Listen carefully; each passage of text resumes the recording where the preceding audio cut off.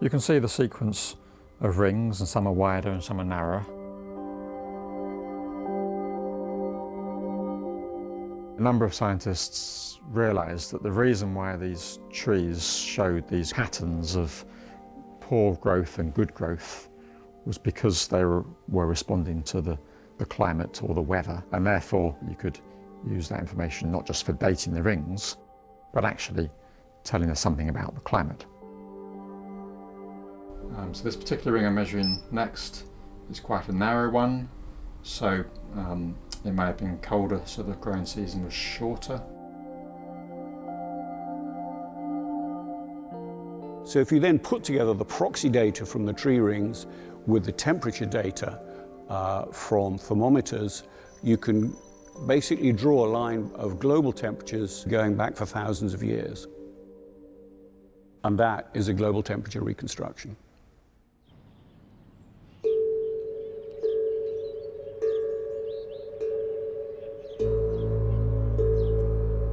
Some of the first reconstructions we did were in the late 1990s, about 98, that went back almost 1,000 years.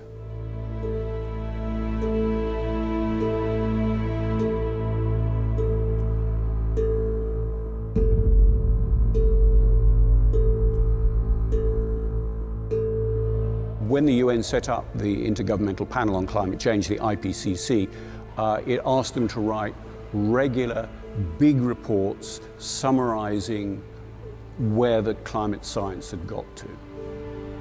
And the third IPCC assessment was the blockbuster report. It's the one that nailed the idea that climate change was happening and it was real and it was big. The central image that they used to make their case was a graph that they put in the summary showing a reconstruction of global temperatures over the last 1,000 years. It was drawn from a whole load of different data sources, some from the Climatic Research Unit at the University of East Anglia, but all showing an almost identical pattern of global temperatures trundling along innocently enough, not very much happening, and then suddenly the impact of industrialization, of burning fossil fuels, of releasing greenhouse gases, and temperatures go vroom.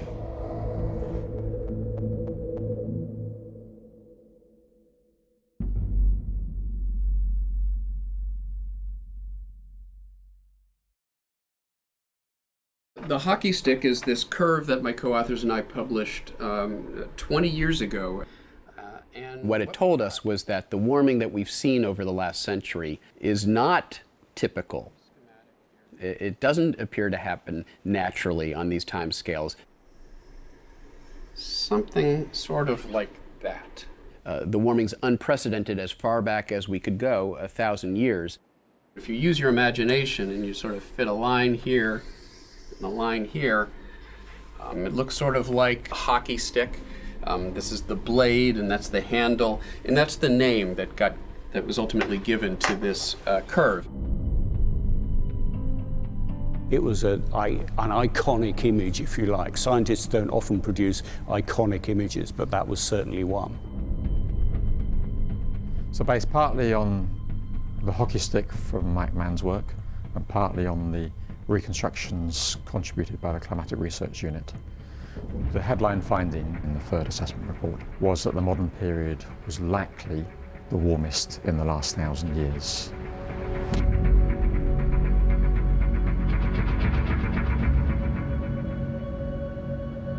When that was published, it was very difficult then to refute what climate science was telling us. And so it became an imperative for climate science deniers to find some way of demonstrating that the hockey stick was bogus. And one of the most persistent critics of the hockey stick, one of the people who seemed most determined to show that the hockey stick was false, was Steve McIntyre.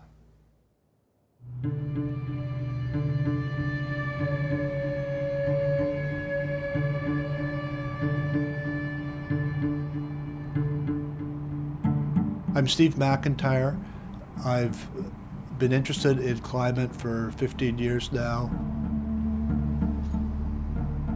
In the late 80s and early 90s, I worked for a variety of small mining companies, and I learned things that later became applicable to the climate business.